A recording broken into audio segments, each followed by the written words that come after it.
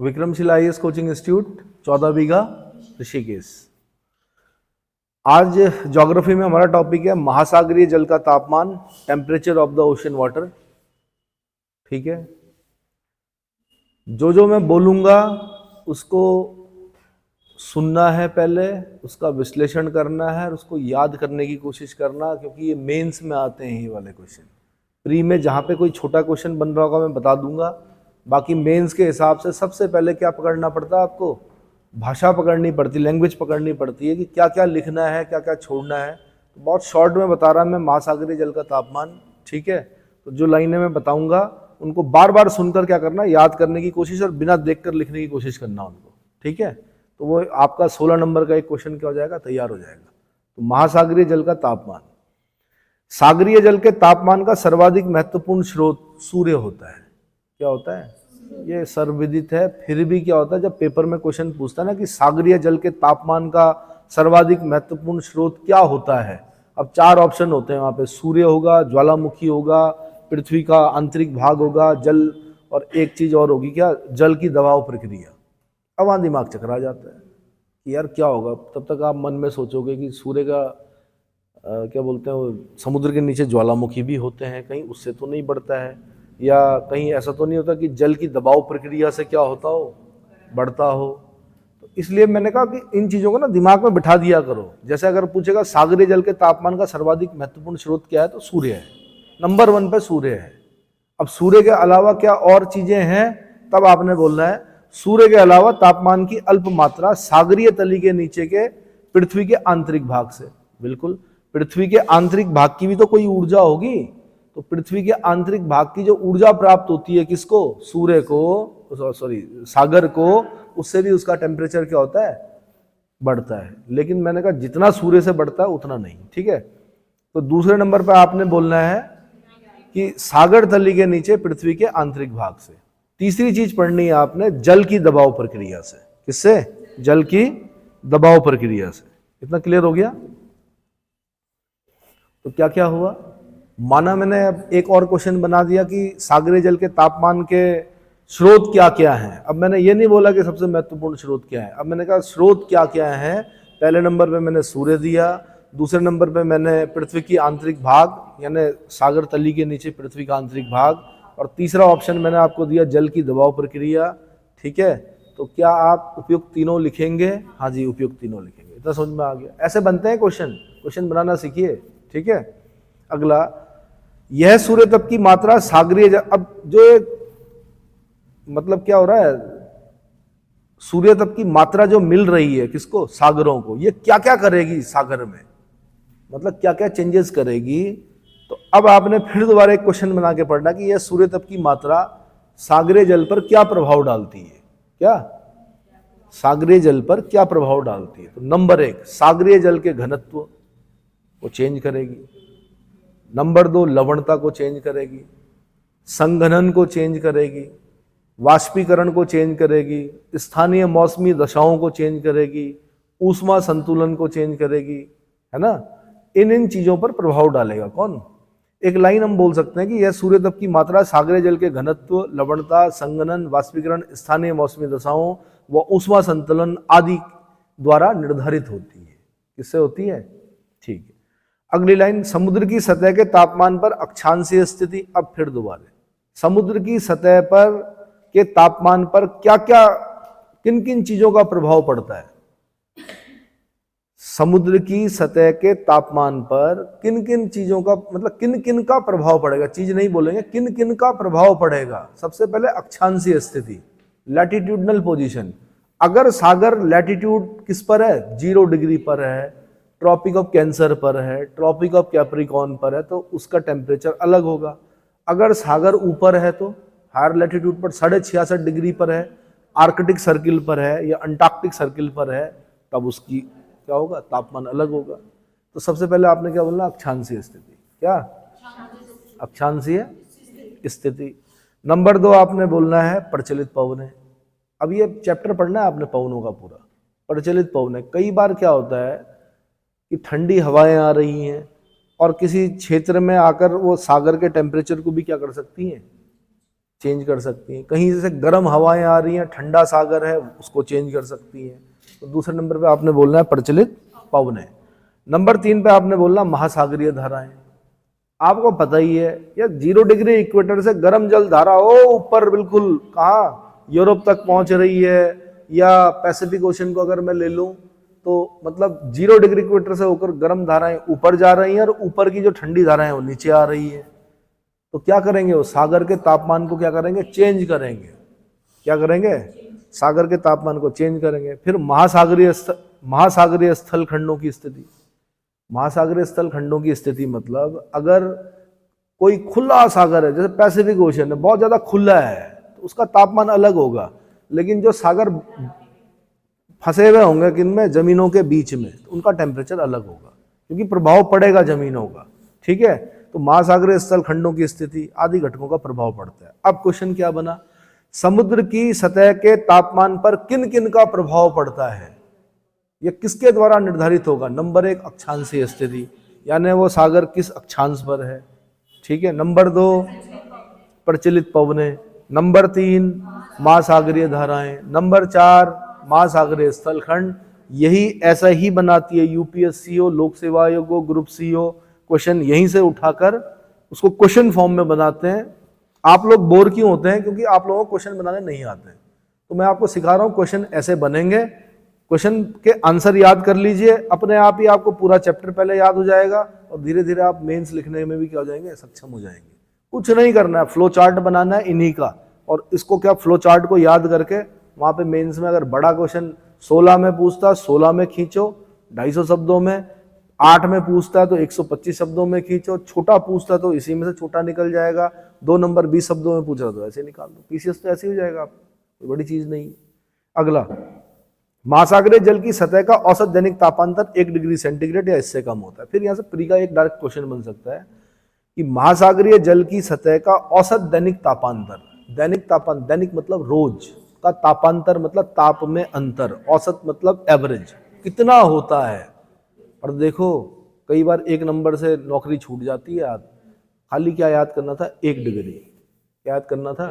तो बस अब ये मान के चलो कि ये वही प्रश्न है जो आपको जॉब दिलाएगा कि महासागरीय जल की सतह का औसत दैनिक तापांतर कितना होता है। आंसर 1 डिग्री सेंटीग्रेड या इससे भी कम होता है। कितना?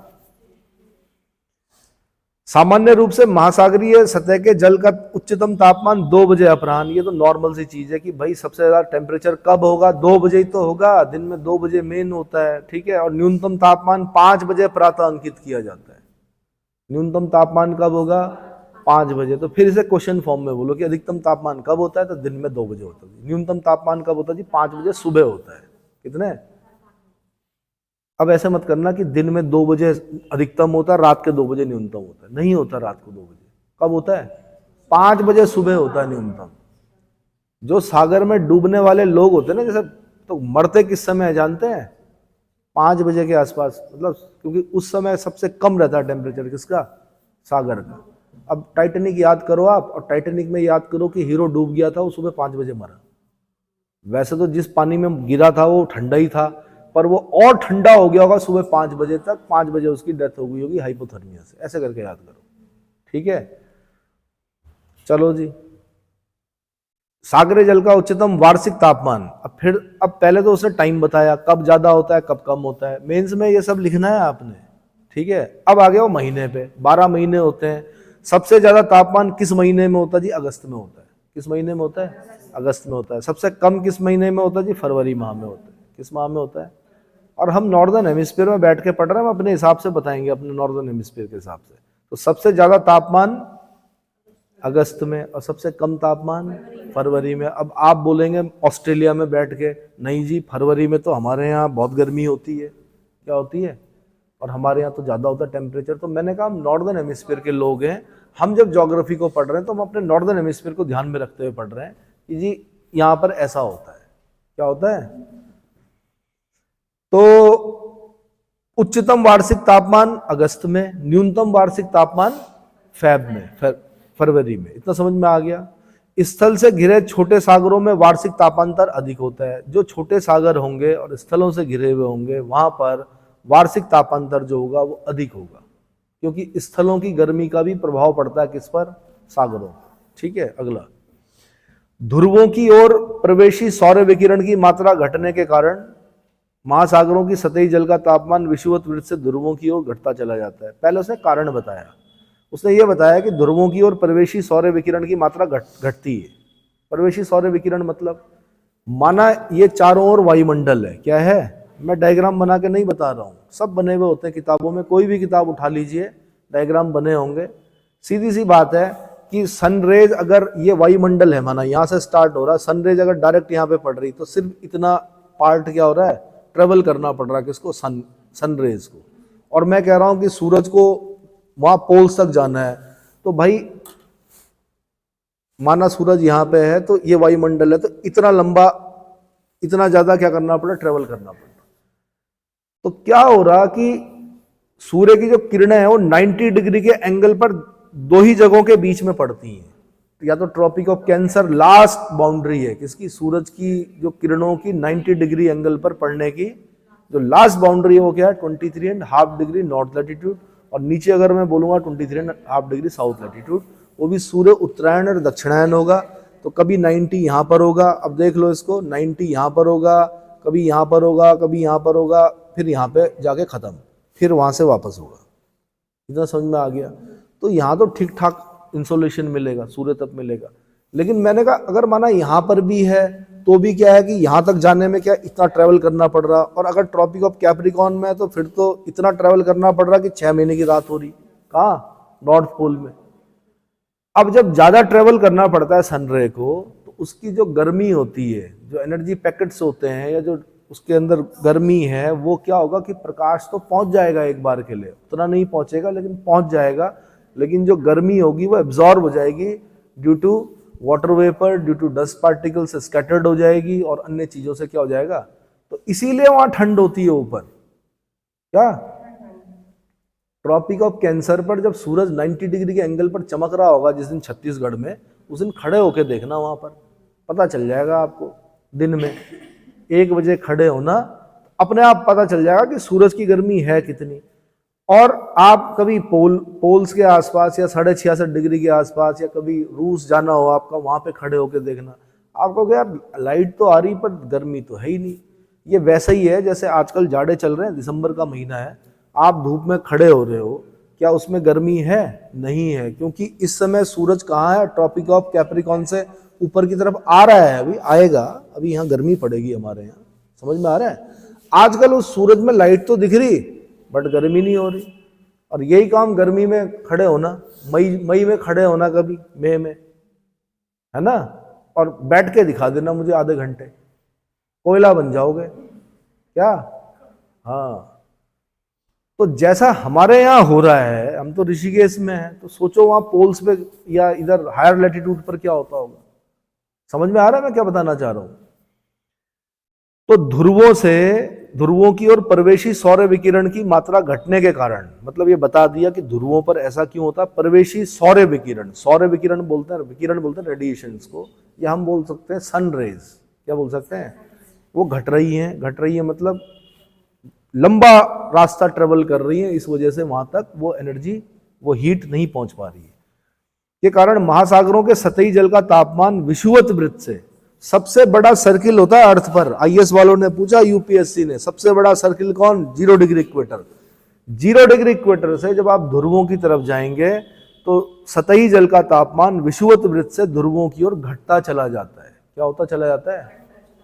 ये नॉर्मल बोलते हैं। तब तक आप बोलोगे जी हमने तो पढ़ा कि कैंसर पर ज्यादा गर्मी होती है, संसार के सबसे गर्म स्थल जैकोबाबाद पाकिस्तान और अल जजिया लीबिया, ये तो जी वहाँ ट्रॉपिक ऑफ कैंसर के पास है, तो क्या सागर पर उसका प्रभाव नहीं पड़ेगा? पड़ेगा। बट नॉर्मली बोला जाता, नॉर्मली, कि 0 डिग्री इक्वेटर से ध्रुवों की तरफ जाने पर क्या होता है? सतही जल का तापमान घटता चला जाता है। क्लियर हो गया? ठीक है। भूमध्य रेखा से 40 डिग्री उत्तरी तथा दक्षिणी अक्षांशों के मध्य महासागरीय जल का तापक्रम वायु के तापक्रम से कम किंतु 40 डिग्री अक्षांश से ध्रुवों के बीच अधिक रहता है। फिर इस लाइन को आपने क्या करना है? ध्यान देना है। भूमध्य रेखा से 40 डिग्री उत्तरी अक्षांश और भूमध्य रेखा से 40 डिग्री दक्षिणी अक्षांश, मन में ले जाओ, मन को ले जाओ वहां तक। 40 डिग्री लैटिट्यूड ऊपर भी है, 40 डिग्री लैटिट्यूड नीचे भी है। आप 0 से एक बार 40 तक गए, एक बार 0 से 40 नीचे गए। इसी की बात कर रहा हूं मैं कि 40 डिग्री उत्तरी तथा दक्षिणी अक्षांशों के मध्य महासागरीय जल का तापक्रम, महासागरीय जल का तापक्रम वायु के तापक्रम से कम होता है। क्या होता है? वायु के तापक्रम से कम होता है। सीधी सी बात है भाई, गर्म क्षेत्र है। क्या है? गर्म क्षेत्र है। ऊपर ज्यादा गर्म होगा, पानी क्या होगा? उतना नहीं होगा गर्म, क्योंकि क्या होता है कि जमीन जल्दी गर्म होती है, जल्दी ठंडी होती है। पानी देर में गर्म होता है, देर में ठंडा होता है। वायुमंडल भी क्या होता है? जल्दी गर्म हो जाता है। लेकिन पानी की प्रॉपर्टी होती है कि वो देर में क्या होता है? गर्म होता है। इतना समझ में आया कि नहीं आया? और 40 से ऊपर और 40 से फिर नीचे, 40 से ऊपर और 40 से नीचे क्या होगा? क्या होगा बताओ? वहां पर उल्टा होगा इसका। यहां पे क्या कि वायुमंडल गर्म है, मतलब हवा ऊपर की गर्म है और नीचे पानी क्या? ठंडा है। यहां पर क्या होगा? पानी, उल्टा करो इसका, यहां पानी गर्म होगा और क्या होगा? वायुमंडल, ऊपर का वायुमंडल क्या होगा? ठंडा होगा। उसी चीज को इस लाइन में बताना चाह रहा कि भूमध्य रेखा से 40 डिग्री उत्तरी तथा दक्षिणी अक्षांशों के मध्य महासागरीय जल का तापक्रम वायु के तापक्रम से कम, किंतु अब फिर 40 डिग्री अक्षांश से ध्रुवों की बीच अधिक रहता है। क्या रहता है? अधिक रहता है। इतना समझ में आ गया कि नहीं आया? ठीक। उत्तरी गोलार्ध में स्थल की अधिकता के कारण, अब आपको पता ही है, स्थल हेमिस्फीयर है, नॉर्दर्न हेमिस्फीयर जो है, गोलार्ध जो है स्थल गोलार्ध बोलते हैं, नीचे वाले को जलीय गोलार्ध बोलते हैं। क्या बोलते हैं? नीचे पानी ज्यादा है, जमीन कम है, ऊपर जमीन ज्यादा है, पानी कम है। उत्तरी गोलार्ध में स्थल की अधिकता के कारण महासागरों का तापक्रम दक्षिणी गोलार्ध की अपेक्षा अधिक रहता है। अब इसमें मैं कथन कारण पर एक क्वेश्चन बना सकता हूं। मैं ये बोलूंगा उत्तरी गोलार्ध में महासागरों का तापक्रम दक्षिणी गोलार्ध की अपेक्षा अधिक रहता है। क्या बोलूंगा मैं? नॉर्दर्न हेमिस्फीयर के महासागरों का तापक्रम सदर्न हेमिस्फीयर के महासागरों से अधिक रहता है। कारण में लिखूंगा मैं, क्योंकि उत्तरी गोलार्ध स्थल गोलार्ध है और दक्षिणी गोलार्ध जलीय गोलार्ध है। क्या है? जलीय गोलार्ध है। आपने बोलना कथन और कारण दोनों सही हैं, कारण कथन की पुष्टि कर रहा है, क्योंकि वो पूरा एक्सप्लेन नहीं करता है, वो खाली कारण बताएगा कि ये स्थल, अब ये अपने आप समझना आपने, क्योंकि जो स्थल गोलार्ध होगा ना, वहां पे स्थल की अधिकता के कारण सागर क्या होंगे? थोड़ा बंद होंगे। बंद होंगे तो उनका टेम्परेचर क्या होगा? ज्यादा होगा। अब ये पैसिफिक ओशन है नीचे, ये इतना खुला हुआ है, कहीं दूर दूर तक जमीन है नहीं, कहीं से बंद है ही नहीं है, इसका टेम्परेचर क्या होगा? क्या होगा? कम होगा। इतना समझ में आ गया? तो मैंने कहा उत्तरी गोलार्ध के स्थल की अधिकता के कारण महासागरों का तापक्रम दक्षिणी गोलार्ध की अपेक्षा अधिक रहता है, किंतु समताप रेखाएं अक्षांशों के समानांतर नहीं होती। अब समताप रेखाएं क्या हुई? बोलो। नहीं, उनको इंग्लिश में क्या बोलते हैं समताप रेखाओं को? आइसोथर्मल लाइंस जो होती हैं। सीधी सी बात है भाई, जब कोई लाइन जा रही होगी ना समताप रेखा, तो ये ध्यान रखना कि पानी में, पानी की समताप रेखा सीधी मतलब अलग होगी और जमीन की समताप रेखा क्या होगी? अलग होगी। जैसे मैं बोल रहा हूं कि नॉर्दर्न हेमिस्फीयर में क्या है कि पानी से एक समताप रेखा जा रही थी, अचानक बीच में जमीन आ गई। क्या आ गई? जिस लैटिट्यूड पर जो टेम्परेचर होगा पानी का, वो हमें ऊपर मिलेगा जमीन में, हायर लैटिट्यूड पर मिलेगा। तो क्या होगा कि एक लाइन जा रही होगी, अचानक से ऊपर जाना पड़ेगा जमीन पर, हमें क्या करना पड़ेगा? क्योंकि वो टेम्परेचर जो पानी में, माना 10 डिग्री लैटिट्यूड पर पानी का जो टेम्परेचर है, वो हमें जमीन पर 20 डिग्री 30 डिग्री के आसपास मिलेगा। कहाँ मिलेगा? ये समझ पा रहे हो आप मैं क्या बताना चाह रहा हूं? क्यों?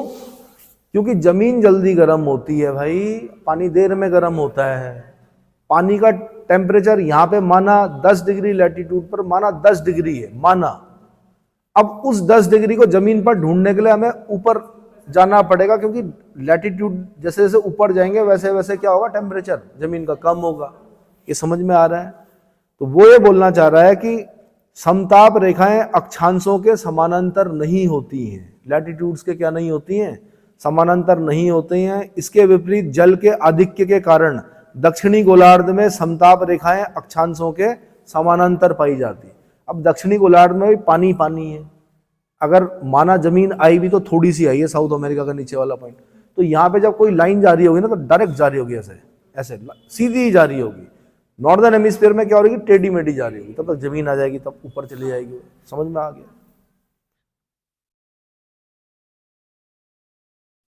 इसके विपरीत जल के आधिक्य के कारण दक्षिणी गोलार्ध में समताप रेखाएं अक्षांशों के समानांतर पाई जाती हैं। स्थलीय भागों से घिरे निम्न अक्षांशीय सागरों का तापक्रम खुले सागरों की अपेक्षा अधिक होता है। सीधी सी बात है, पहले यह ध्यान रखना कि अगर स्थलीय भागों से कोई सागर घिरा हुआ है तो उसका टेम्परेचर ज्यादा होगा बजाय कि खुले हुए सागर के। क्या? खुले हुए सागर से ज्यादा होगा। इतना क्लियर हुआ? जैसे भूमध्य रेखा पर औसत वार्षिक तापक्रम कितना? 27 डिग्री सेंटीग्रेड। कितना? लेकिन लाल सागर में 32.8 डिग्री सेंटीग्रेड। लाल सागर में कितना? 32.8 डिग्री सेंटीग्रेड। लाल सागर कहां पता है ना? लोकेशन अफ्रीका और सऊदी अरेबिया के बीच में। ठीक है। तब फारस की खाड़ी में कितना? 34.4 डिग्री सेंटीग्रेड। अरे भाई कितना डिफरेंस है, देख रहे हो कि भूमध्य रेखा पर औसत वार्षिक तापक्रम कितना? 27 डिग्री सेंटीग्रेड। लाल सागर में कितना? 32.8 डिग्री सेंटीग्रेड। और फारस की खाड़ी में कितना? 34.4 डिग्री सेंटीग्रेड। और यही टेम्परेचर तो है जो टूरिज्म को ज्यादा बढ़ावा नहीं देता है। वो तो शुक्र है कि वहां मक्का मदीना हो गए, और इस वजह से यात्रियों को जाना पड़ता कहां से? लाल सागर से। जब भी आप अपनी छुट्टी मनाने जाओगे तो आप भूमध्य सागर में जाओगे, आप ऊपर वाले यूरोप टूर करोगे। कहाँ करोगे? यूरोप का टूर करोगे। कभी सुना आपने कि हम अफ्रीका जा रहे जी घूमने सारा डेजर्ट में? वैसे तो अगर मुझे मौका मिलता और मेरे पास क्या होता, मैं समृद्ध होता, तो मैं अफ्रीका ही जाता घूमने। कहाँ? नेचर को अगर देखना है तो अफ्रीका में मिलेगा आपको। समझ में आया? चलो जी, व्यापारिक हवाओं की पेटी में महासागरों के पूर्वी भाग में कम तापक्रम। व्यापारिक हवाओं की पेटी पता है आपको? अभी मैंने पूरा एक बार पहले डायग्राम बता चुका हूं मैं, अगर पुराना वीडियो आपने देखा होगा तो उसमें ट्रेड विंड की एक पेटी दिखेगी आपको। क्या दिखेगी? ट्रेड विंड की। ट्रेड विंड क्यों बोलते हैं ये भी बता रखा मैंने उसमें, कि पाल वाले जहाज होते थे पहले, पाल पे क्या पड़ती थी? हवाएं पड़ती थी, जहाज आगे मतलब पतवार जो होती थी वो ज्यादा नहीं चलानी पड़ती, पैडलिंग नहीं करनी पड़ती ज्यादा, इसलिए व्यापारिक हवाएं बोलते हैं। तो व्यापारिक हवाओं की पेटी में महासागरों के पूर्वी भाग में कम तापक्रम तथा पश्चिमी भाग में अधिक तापक्रम पाया जाता है। क्या पाया जाता है? पूर्वी भाग में महासागरों के पूर्वी भागों में कम और पश्चिमी भागों में अधिक तापक्रम पाया जाता है। इसी तरह पछुआ हवाओं की पेटियों में महासागरों के पूर्वी भागों में अधिक तापक्रम अंकित किया जाता है। उल्टा होता है पछुआ हवाओं की पेटी में। अब ऐसा क्यों होता है? ऐसा क्यों होता है बताओ? बताओ भाई।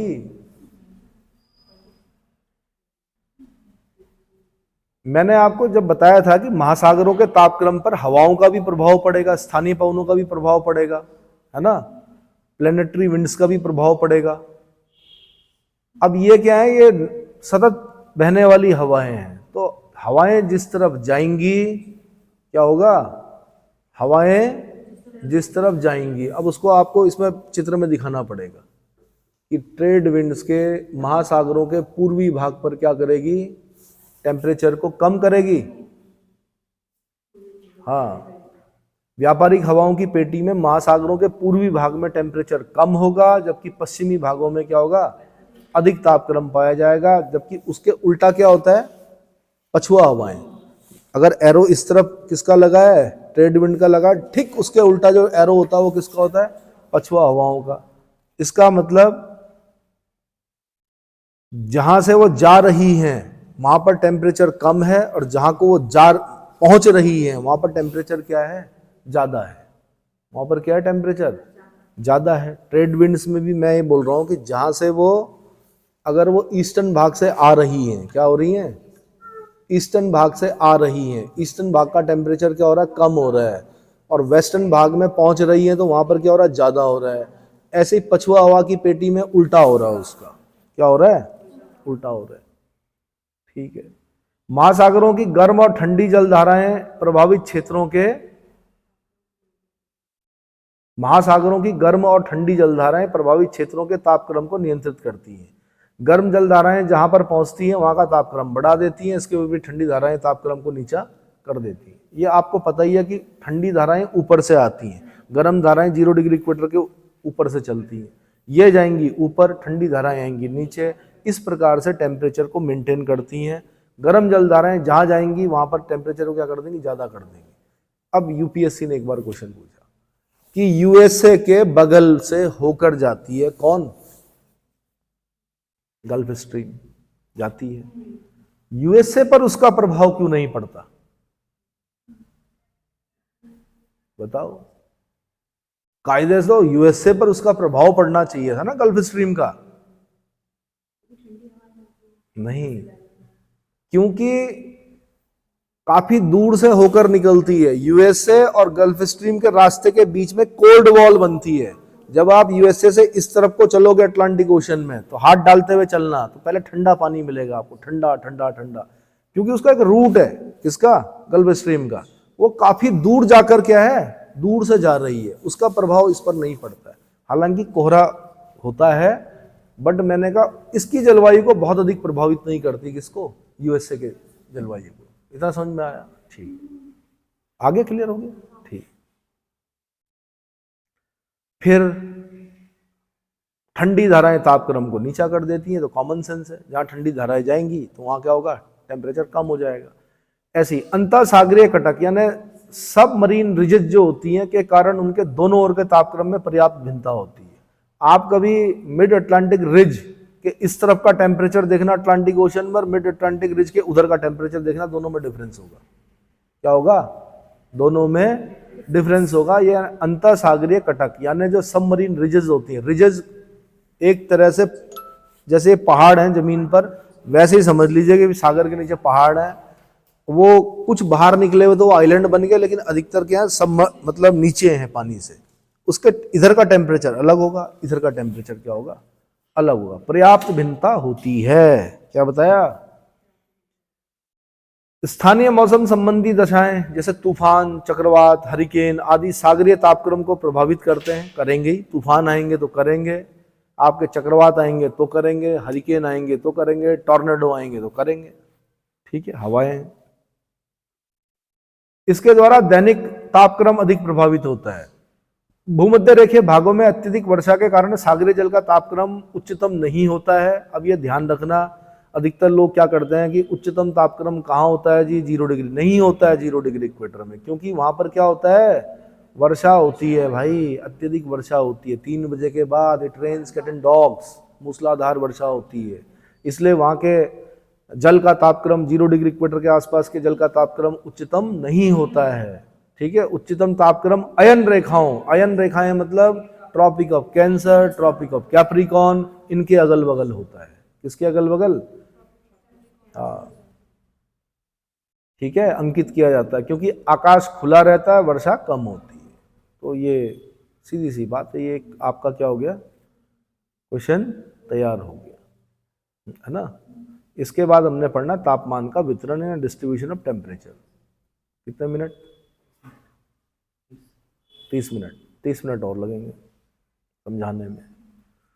तो महासागरीय, अब मैं बता रहा हूं आपको तापमान का वितरण, नहीं सीखना चाह रहे, काफी है, बंद कर दो।